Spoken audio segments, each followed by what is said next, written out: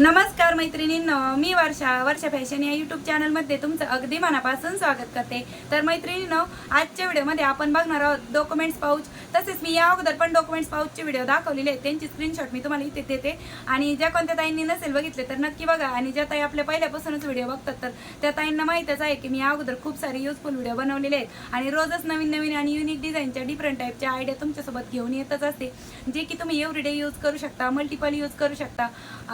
तर आजची पण तशीच प्रकारची एक आहे आणि युजफुल व्हिडिओ आहे आणि जास्त वेळ पण नाही लागत, अगदी झटपट बनवून तयार होते आणि अगदी साध्या आणि सोप्या पद्धतीने मी तुम्हाला सांगत असते। तर तुम्हाला माझी शिकवण्याची सांगण्याची पद्धत आवडत असेल तर प्लीज व्हिडिओला लाईक पण करत चला आणि व्हिडिओ जास्तीत जास्त शेअर पण करा, म्हणजे ज्या ताईंना शिवायचं असेल त्यांच्यापर्यंत हा व्हिडिओ पोहोचेल। आणि तुम्ही नवीन असाल, पहिल्यांदाच आपल्या चॅनलवरचा हा व्हिडिओ बघत असाल तर आपल्या वर्षा फॅशन चॅनलला नक्की सबस्क्राईब करा, असेच नवनवीन आणि युनिक व्हिडिओ बघण्यासाठी। आणि सबस्क्राईब केल्यामुळे काय होतं, मी जेव्हा म्हणजे रोज दुपारी 1 वाजता नवीन व्हिडिओ अपलोड करते तर त्याची नोटिफिकेशन तुम्हाला पण येईल, त्यासाठी सबस्क्राईब करून ठेवायचं असतं। चला मग आता जास्त वेळ न घालवता आपण आपल्या आजच्या व्हिडिओला सुरुवात करूया। तर मैत्रिणींनो, आजच्या व्हिडिओमध्ये आपण बघणार आहोत ह्या दोनच कापडांचा वापर आणि एवढे दोनच पीस लागणार आहे आपल्याला आणि यापासूनच आपण खूप सुंदर असं युजफुल व्हिडिओ बघत आहोत। तर हा ब्लाऊज पीसचाच कपडा आहे आणि त्याचबरोबर मी इथे गोणी पण कट करून घेतलेली आहे आणि याचं माप किती घेतलेलं आहे ते तुम्हाला मोजून दाखवते। तर याची लांबी घेतलेली आहे मी 11.5 इंच आणि रुंदी घेतलेली आहे 7 इंच। ठीक आहे, तर 7 बाय 11.5 इंचचे आपल्याला दोन आयताकृती पीस लागणार आहे आणि अस्तरसाठी मी इथे शॉपिंग बॅग घेतलेली आहे। तुम्ही शॉपिंग बॅग ऐवजी कॉटनचा कपडा घेतला तरीही चालेल। ठीक आहे, आणि त्यानंतर अशा पद्धतीने आपल्याला यावरती फिल्टिंग करून घ्यायची आहे। दुसऱ्या पार्टला पण सेम त्याच पद्धतीने, सर्वात खाली शॉपिंग बॅग अस्तरसाठी, मध्यभागी गोणी आणि वरतून मेन पॅटर्न। ठीक आहे, तर चला आता आपण यावरती स्टिच करून घेऊया। तर मैत्रिणींनो, अगोदर मी इथे टाचणी लावून घेतलेली, आता यावरतीच आपण स्टिच करून घेऊया। ठीक आहे,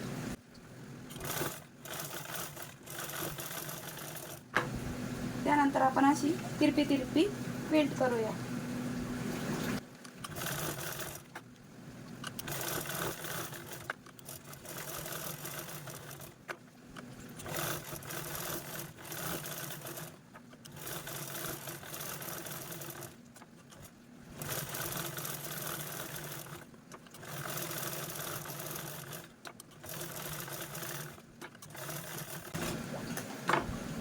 तर बघा, अशा पद्धतीने आपण हे स्टिच करून घेतलेलं आहे। आता एक्स्ट्राचा पार्ट आहे तो कट पण करून घेतो।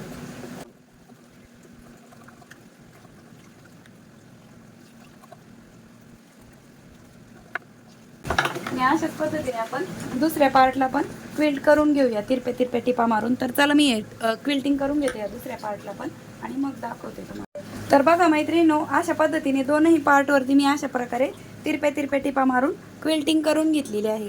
ठीक आहे, आता यानंतर तुम्ही कोणताही एक पार्ट घ्यायचा आहे आणि त्याला आपल्याला इकडनं 1.5 इंचावरती खाली मार्क करून घ्यायचं आहे। ठीक आहे, 1.5 इंच।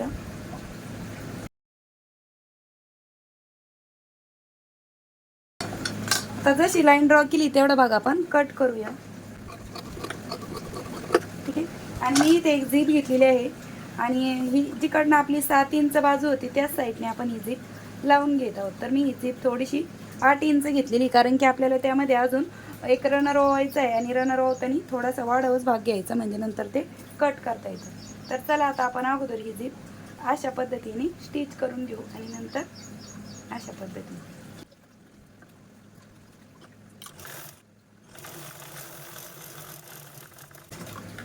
ओके, आणि यावरती पुन्हा आपल्याला अशी ही दाबटीप देऊन घ्यायची आहे। ठीक आहे,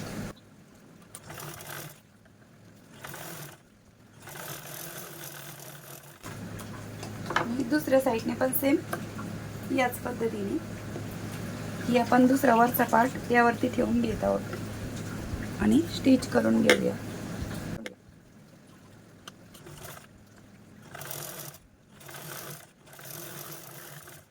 आणि यावरती पुन्हा आपण अशा प्रकारे टॉप स्टिच देऊन घेऊ।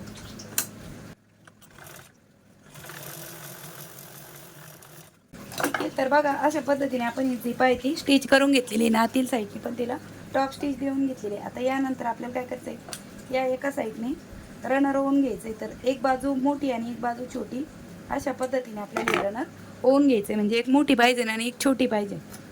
आणि चला आता आपण हे रनर पण ओवून घेऊया.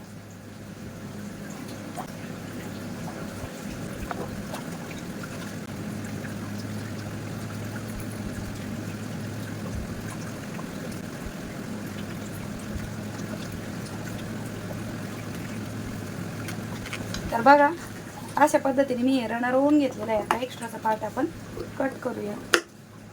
ठीक आहे, तर एकाच साईडने आपण हे रनर ओवून घेतलेलं आहे. आता त्यानंतर या पॉकेटला अस्तर लावण्यासाठी मी इथे एक कपडा घेतलेला आहे कॉटनचा. ठीक आहे, आणि हे अस्तर आपण यावरती स्टिच करून घेऊया.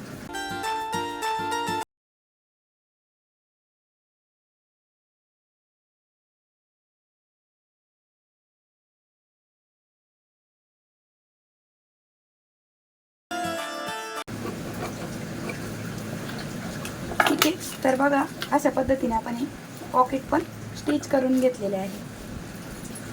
हे एक पॉकेट बनून रेडी झालेलं आहे आपलं. बरं, यानंतर मैत्रिणींनो मी ते शॉपिंग बॅगच कट करून घेतलेली आहे आणि हिची लांबी आपल्याला 7 इंच घ्यायची आहे आणि रुंदी घेतलेली आहे मी 3 इंच. ठीक आहे, आणि ती आपल्याला अशा पद्धतीने स्टिच करून यावरती पायपिंग करून घ्यायची दोनही बाजूने. तर चला आता आपण लगेचच पायपिंग पण करून घेऊ.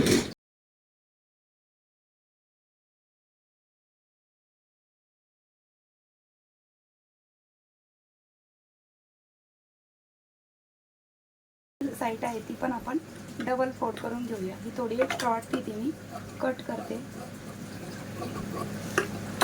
ठीक आहे, आणि अशा पद्धतीने आपण ही पट्टी स्टिच करून घेऊया.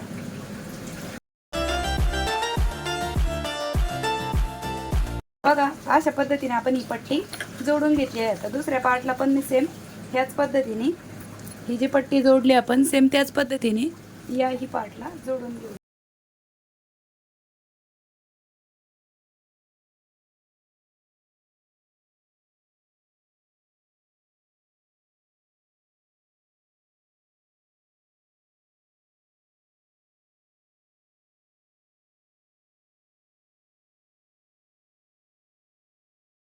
ठीक आहे, तर बघा दोनही पट्टी आपण जोडून घेतलेली आहे अशा पद्धतीने. आता यानंतर आपल्याला इथे पण एक झिप अटॅच करायची आहे. आणि लक्ष ठेवा ही झिप ज्या डायरेक्शनने ओपन होती त्याच डायरेक्शनने आपली ही पण झिप ओपन झाली पाहिजे. तर बघा मैत्रिणींनो, ही झिप आपल्याला अगोदर खाली ठेवून घ्यायची आणि त्यानंतर आपल्याला हा पार्ट जसंच्या तसंच यावरती ठेवून स्टिच करून घ्यायचं आहे. रनर जर मध्ये मध्ये येत असेल तर ते तुम्ही मागे ओढून घ्यायचे आणि दुसरा पार्ट पण आपल्याला अशा पद्धतीने ठेवून स्टिच करून घ्यायचे. कारण की आता आपल्याला डायरेक्टली इकडं पट्टी लावल्यामुळे आपल्याला झिप स्टिच करायला अगदी सोपं.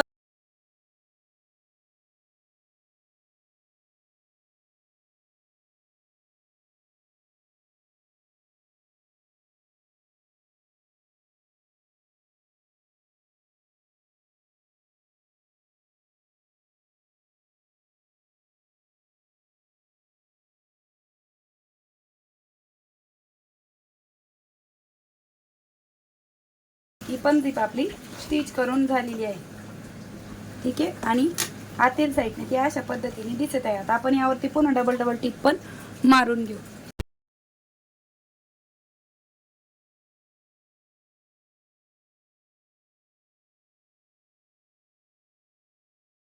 एक्स्ट्राचा पार्ट मी कट करते. ठीक आहे, तर बघा अशा पद्धतीने आपली ही झिप अटॅच करून झालेली आहे. तर मैत्रिणींनो, अशा पद्धतीने आपण ही जी मधली मेन झिप आहे ही स्टिच करून घेतलेली आणि यावरती मी डबल डबल टिप आपण मारून घेतलेला. आता ही मेन झिप सोडून आपण ही जी खाली झिप लावलेली आहे बघा, ही मेन झिप आहे आपली वरती आणि ही पुढची झिप आहे. तर हिच्यावरती आपल्याला ही हँडल तयार करून घ्यायचं आहे. तर मी त्यासाठी इथे ब्लाऊज पीसचाच कपडा घेतलेला आहे. तर याची लांबी घेतलेली आहे 5 इंच आणि रुंदी घेतलेली आहे 2.5 इंच आणि तो आपल्याला अशा पद्धतीने फोल्ड करून हे हँडल तयार करून घ्यायचं आहे आणि बरोबर ते इथे आपल्याला या झिपवरती स्टिच करून घ्यायचे आहे. ठीक आहे,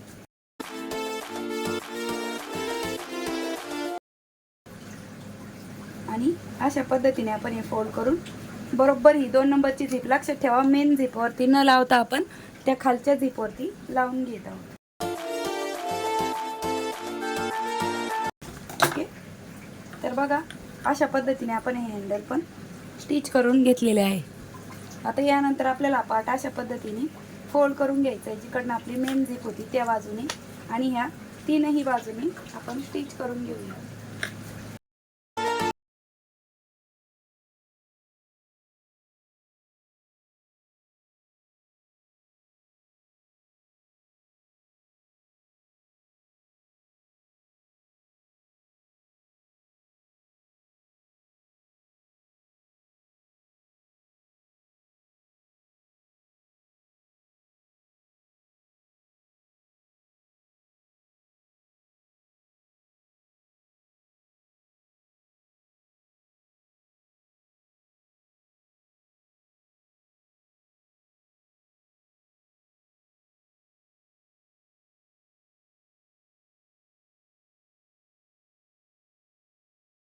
मैत्रिणींनो, अशा पद्धतीने मी इथे लॉकचे टिपा पण मारून घेतलेला आहे मशीन मागे पुढे करत करत.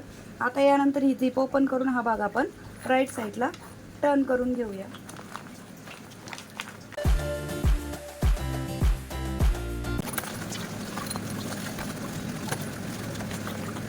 तर बघा मैत्रिणींनो, अशा पद्धतीने आपलं हे खूप सुंदर असं पाऊच बनवून रेडी झाले आहे. माझा पूर्ण इथपर्यंत हात जातोय, एवढ्या साईजमध्ये आहे.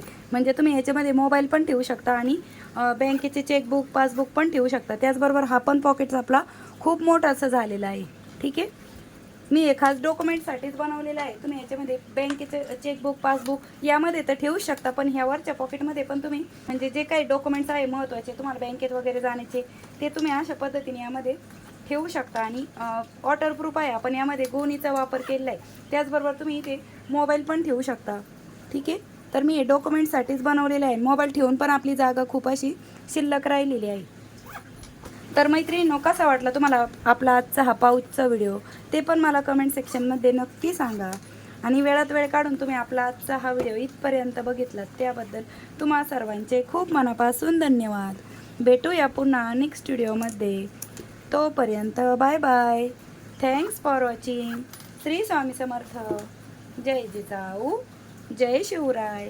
आणि हे हँडल पण बघा आपण बनवलेलं आहे, जे की आपल्याला चेन ओढताना पण पकडायला अगदी सोयीस्कर आहे आणि अगदी झटपट बनवून तयार होते मैत्रिणींनो. जास्त वेळ पण नाही लागत आणि कमी कापडामध्ये आणि कमी वेळामध्ये झटपट बनवून तयार झालेलं आहे आपलं हे डॉक्युमेंट्स पाऊच.